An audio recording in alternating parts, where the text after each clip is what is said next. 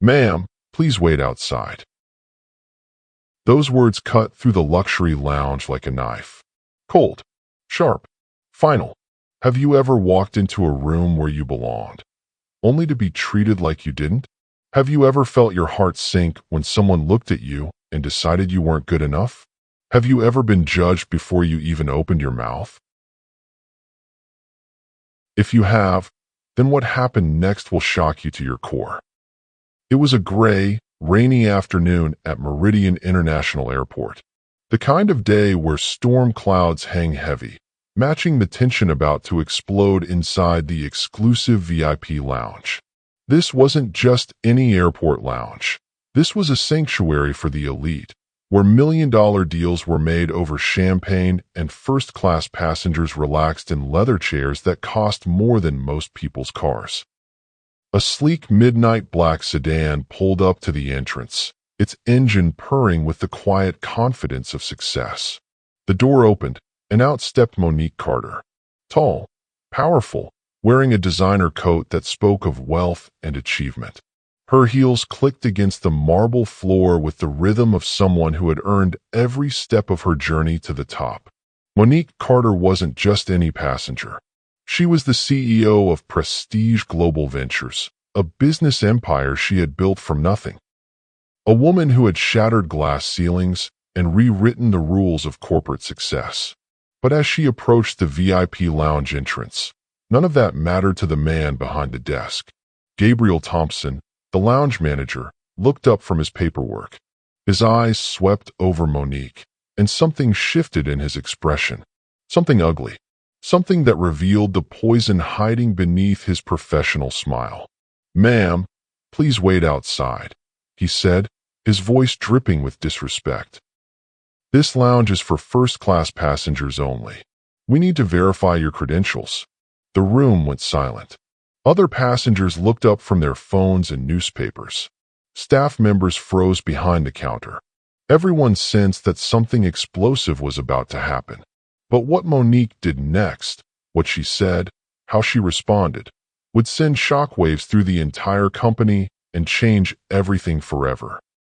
Before we reveal what happened in that moment, hit that like button if you've ever felt judged before you even spoke a word. Because today's story is about what happens when someone finally says enough. What would you do if someone treated you like you didn't belong in a place you actually owned? Monique stood there for a moment, letting Gabriel's words hang in the air. She could have exploded. She could have shouted. She could have demanded to speak to his supervisor immediately. Instead, she smiled. Not a warm smile, not a friendly smile, but the kind of smile that comes from a woman who has faced this exact situation 1,000 times before and learned that grace under fire cuts deeper than any angry outburst ever could. "Of course," Monique said, her voice steady as steel. "Let me show you my credentials." She reached into her designer handbag, slowly, deliberately, and pulled out her platinum membership card. The card that cost more than Gabriel made in 6 months. The card that came with privileges he could only dream of. She placed it on the counter with the gentle precision of someone laying down a winning hand in poker. Next came her boarding pass. First class, premium seat, all the documentation any reasonable person would need. Gabriel picked up the cards like they were contaminated. His fingers turned them over, studying them under the bright lights above. His face twisted into a frown, as if the very existence of these credentials was somehow wrong. "These look unusual," he muttered, though anyone with eyes could see they were perfectly legitimate. "I'll need to run additional verification." Behind the service counter, a young woman named Lena Matthews watched the scene unfold. She was 24, fresh out of college, working her way up in the hospitality industry. Lena had seen this movie before, too many times. She knew exactly what was happening, and it made her stomach turn. Lena caught Monique's eye for just a second. In that brief moment, she tried to communicate what she couldn't say out loud. "I'm sorry. This is wrong. I wish I could help." But Lena was just a junior employee. She had bills to pay, student loans to handle, and a family depending on her job. So she looked away, hating herself for her silence. The other passengers in the lounge were starting to notice. A businessman in a $1,000 suit glanced up from his laptop. An elderly woman in pearls stopped reading her magazine. A young couple sharing champagne turned their heads toward the desk. They watched Gabriel treat Monique like a criminal trying to sneak into their exclusive club. They saw him handle her legitimate documents like they were fake. They witnessed him speak to a successful black woman like she was nobody. And they said nothing. The silence in that room was thick enough to cut. It pressed down on everyone present, heavy with the weight of injustice happening in real time. Outside, rain streaked down the floor-to-ceiling windows. Each dropped like a tear for what was unfolding inside. "I'm going to need you to step outside while I make some calls," Gabriel announced, his voice louder now, as if he wanted everyone to hear. "Policy requires additional verification for certain situations." Certain situations. The code words that everyone understood, but nobody wanted to acknowledge. Monique felt something crack inside her chest. Not break. She was too strong for that. But crack.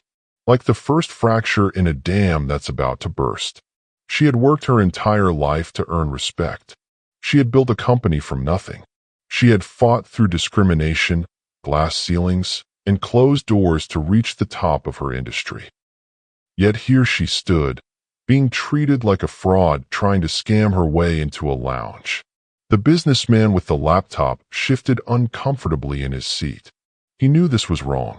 The elderly woman with the pearls pursed her lips, recognizing the injustice. The young couple stopped their conversation entirely, suddenly aware they were witnessing something that would stay with them forever. But still, nobody spoke up. Monique looked around the room, her eyes taking in every face. Some looked away in shame. Others stared openly, waiting to see what she would do. A few seemed almost entertained by the drama. "I see," Monique said quietly. Her voice was calm, but underneath that calm was a fire that had been building for decades. "You want me to wait outside?" She picked up her credentials from the counter. Her movements were controlled, graceful, powerful. Gabriel watched her nervously, suddenly realizing that something about this woman was different. Something about her presence commanded attention in ways he couldn't understand.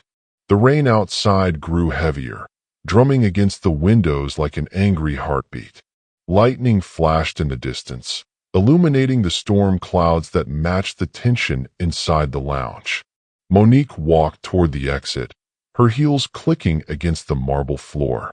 Each step echoed through the silent room like a countdown to something explosive. She reached the door, then stopped. She turned back to face Gabriel, and the look in her eyes made him take a step backward. "You know what?" Monique said, her voice carrying to every corner of the lounge. "I think I'll make a phone call first." Monique pushed through the glass doors and stepped into the storm.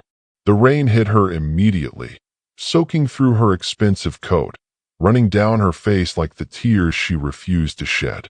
But she didn't run for cover. She didn't rush to escape the downpour. Instead, she stood there in the middle of it all, letting the water wash over her as she reached for her phone. This was her moment of choice. She could walk away, chalk it up to another day of dealing with ignorance, and board her flight in silence. Or she could do something that would change everything. She chose to fight. Her thumb moved across the screen with deadly precision. One number. One call that would shake the foundation of everything Gabriel thought he knew about power. "Connect me to the executive team," Monique said, her voice cutting through the sound of rain. "This is Monique Carter. I need them in the boardroom immediately." Meanwhile, 20 floors above in the Prestige Global Ventures headquarters, the executive team was wrapping up their quarterly meeting. Charts and graphs filled the conference room. Coffee cups sat half-empty on the polished table. Another ordinary Tuesday afternoon.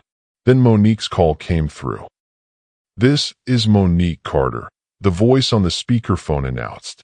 I am standing outside the VIP lounge at Meridian International Airport. I have just been denied entry and told to wait outside while they verify my credentials." The room went dead silent. Executive Vice President Marcus Rivera dropped his pen. Chief Operating Officer Diana Walsh's mouth fell open. Head of Human Resources Kevin Park leaned forward in his chair, his face turning pale. "Ma'am," Marcus stammered, "are you saying you're at the Meridian Lounge?" "The one we own." "The very same," Monique replied, rain audible in the background. "And I'm being treated like a criminal trying to break into my own company's facility." The executives looked at each other in horror. They knew what this meant. They understood exactly what kind of discrimination their CEO was facing, and they knew heads were about to roll. "We're on it immediately," Diana said, already reaching for her phone. "Give us 60 seconds. Back at the lounge, Gabriel was starting to sweat. The other staff members were whispering among themselves, casting nervous glances toward the windows where Monique stood in the rain, phone pressed to her ear. Something in her posture, the way she held herself, the authority in her voice even from a distance, was making everyone uncomfortable. Lena Matthews felt her stomach drop. She had recognized something about Monique from the beginning, but now it was becoming crystal clear.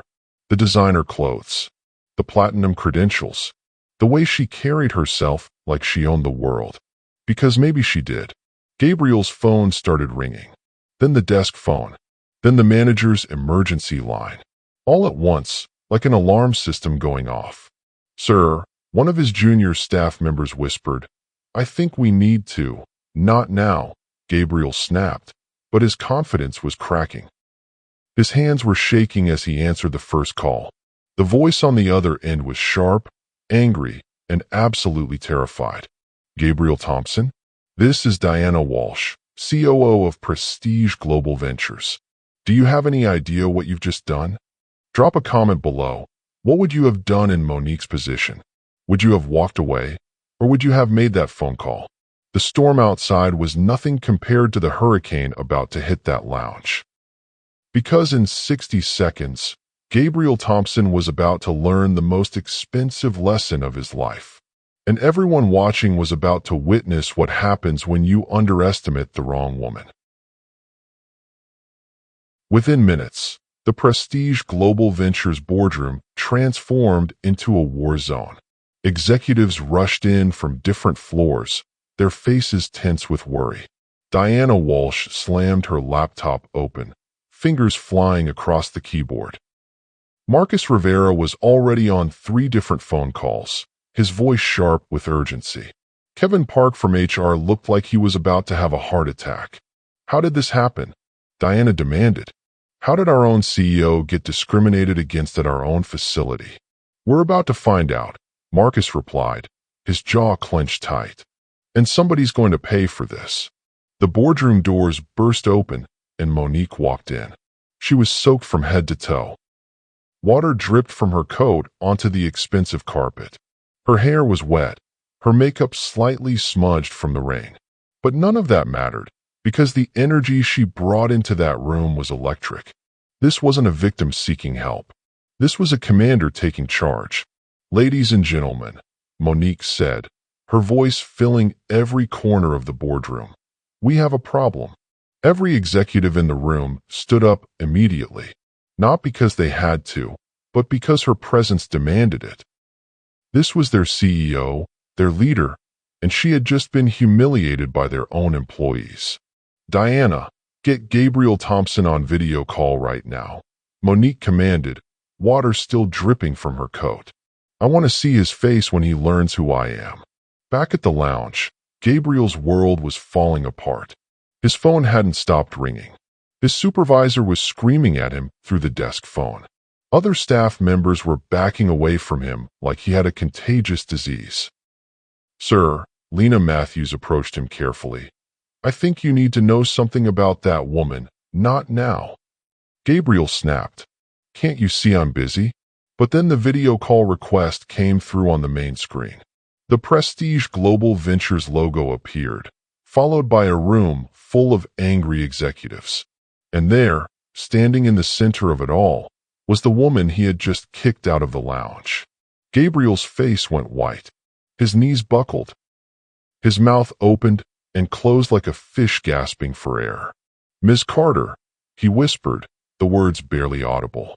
"That's CEO Carter to you," Monique corrected, her voice ice cold. "Now explain to my board of directors why you denied the owner of this company entry to her own facility." The other passengers in the lounge had stopped everything they were doing. The businessman with the laptop was recording on his phone. The elderly woman was leaning forward in her chair. Even the bartender had stopped serving drinks to watch the show. Gabriel tried to speak, but only stutters came out. I didn't. I was just following protocol." "What protocol?" Diana Walsh's voice cut through the speakers like a knife. "What protocol allows you to discriminate against our CEO based on the color of her skin?" "That's not. I wasn't." Gabriel was sweating profusely now, his shirt sticking to his back. "I treat everyone the same way." "Liar." The word came from behind him. Gabriel spun around to see Lena Matthews standing up from behind the counter, her hands shaking but her voice steady. "I've worked here for 2 years, Lena continued, her courage growing with each word. "I've watched you let white passengers into this lounge without even checking their boarding passes. But when someone who looks like CEO Carter walks in, suddenly you need extra verification?" The room erupted. Other staff members started nodding in agreement. Passengers began murmuring among themselves. The truth was finally coming out. Monique looked at Lena through the video screen, and something passed between them. Recognition, respect, gratitude. "What's your name?" Monique asked. "Lena Matthews, ma'am. Junior Hospitality Associate." "Not anymore," Monique said firmly. "Diana, make a note. Effective immediately, Ms. Matthews is promoted to Senior Customer Relations Manager. Her annual salary is to be doubled, and she'll be leading our new anti-discrimination training program." Lena's eyes filled with tears. She had just been rewarded for speaking truth to power, something she never thought would happen in a million years. Gabriel, meanwhile, was completely destroyed. His authority was gone. His credibility was shattered. His career was over. "Mr. Thompson," Monique continued, "you are terminated immediately. Security will escort you from the premises within the hour. Your actions today don't just represent personal bias. They reveal a systematic failure in our training and hiring practices." She turned to address the entire boardroom and lounge simultaneously. "This incident ends today, but our work is just beginning. We're implementing a company-wide review of all customer service protocols. Every employee will undergo mandatory bias training. And anyone who thinks they can treat our customers or colleagues differently because of their race, gender, or appearance will find themselves looking for new employment." The message was clear. The old way of doing business was dead. Gabriel stumbled toward the exit, his career in ruins, his reputation destroyed. As he walked past Lena, she looked him straight in the eye. "This is what accountability looks like," she said quietly. The storm outside was finally clearing, but inside that lounge, a revolution had just begun. The next 48 hours changed everything. Monique didn't just fire Gabriel and promote Lena. She launched a complete transformation of prestige global ventures that sent shockwaves through the entire business world. By 6 a.m. the following morning, every employee in the company received an email with the subject line, "Emergency all-hands meeting, mandatory attendance." The corporate auditorium was packed. Employees from every department filled the seats. Executives in suits, janitors in uniforms, security guards, administrative assistants, and everyone in between. Nobody knew exactly what was happening, but word had already started spreading about the incident at Meridian Airport. Monique walked onto the stage wearing a sharp black suit that commanded attention from every person in the room. Her presence was magnetic, powerful, and absolutely furious. "Yesterday," she began, her voice carrying to the back row without a microphone, "I was discriminated against by our own employee at our own facility. I was treated like a criminal trying to break into a place I built with my own hands." The auditorium was dead silent. But this isn't just about me. This is about every person in this company who has ever been judged by their appearance instead of their character. Every employee who has been passed over for promotions because they didn't fit the image someone had in mind. Every customer who has been treated differently because of the color of their skin. She pressed a button on her remote, and the screen behind her lit up with a new company policy document. Effective immediately, we are implementing the most comprehensive anti-discrimination program in corporate America. Every single employee, from entry-level to executive, will complete 40 hours of bias training within the next 60 days. Murmurs rippled through the crowd.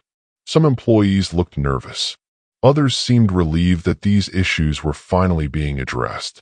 Furthermore, Monique continued, "We are creating a new position, Chief Equity Officer. This person will report directly to me and will have the authority to investigate any discrimination complaints and take immediate action." The screen changed to show Lena Matthews' photo.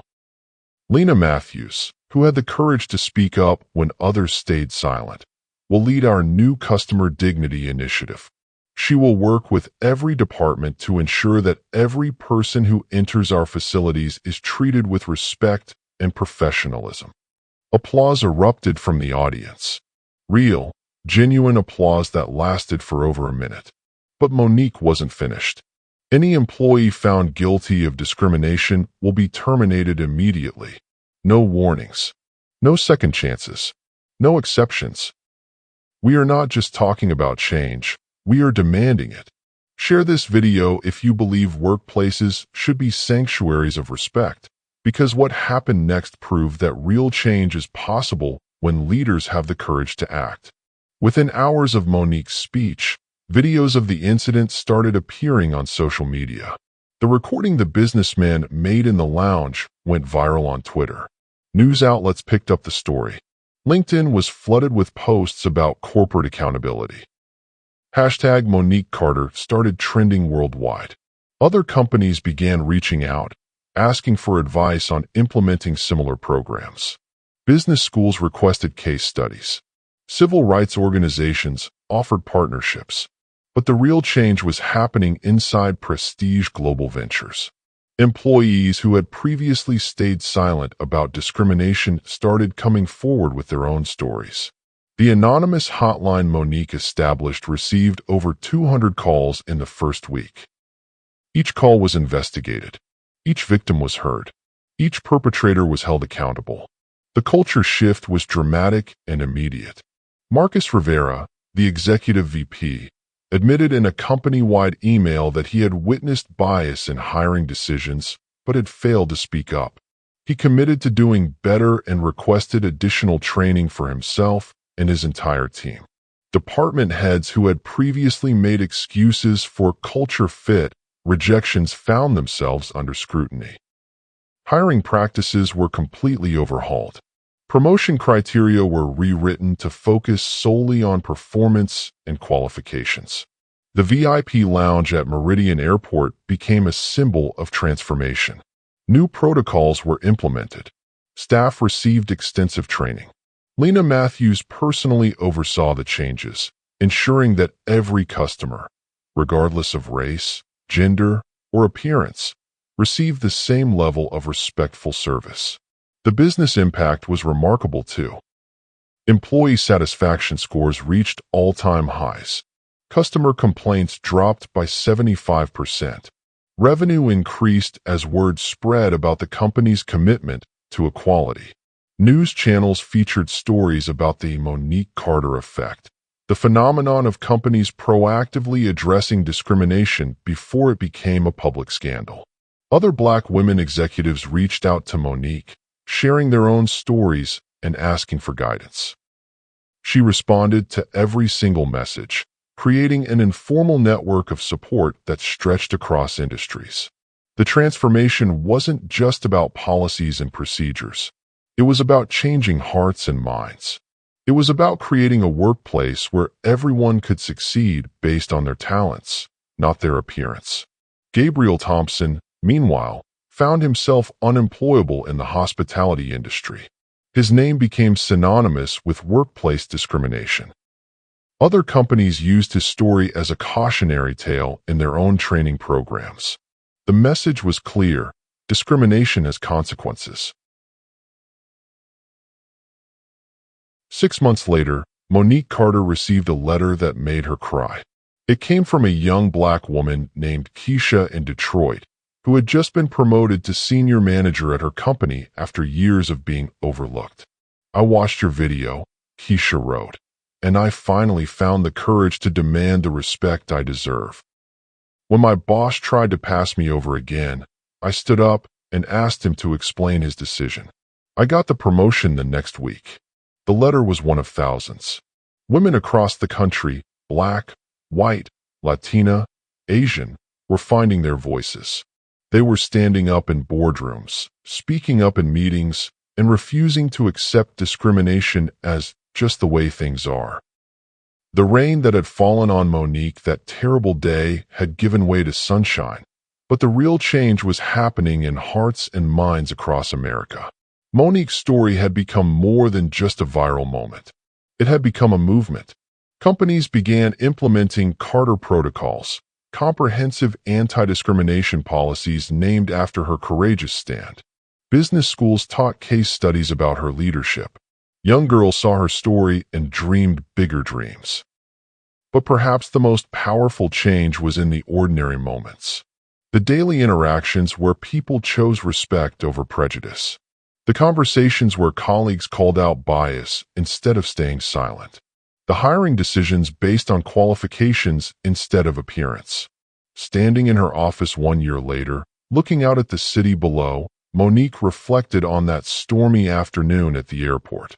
The day that could have broken her spirit had instead ignited a revolution. "When you face injustice," she said in her final interview about the incident, "you have two choices. You can accept it and let it diminish you, or you can use it as fuel to create the change the world needs. I chose to fight not just for myself, but for every person who deserves to be treated with dignity." Her words became a rallying cry for anyone who had ever been underestimated, overlooked, or discriminated against.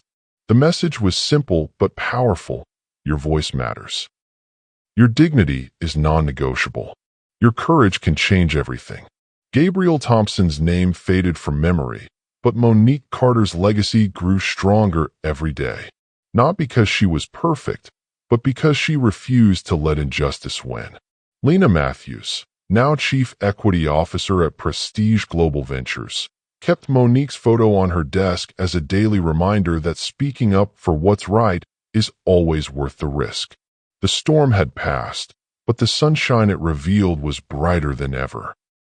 Subscribe and ring that notification bell, because everyone deserves to hear stories of triumph over injustice.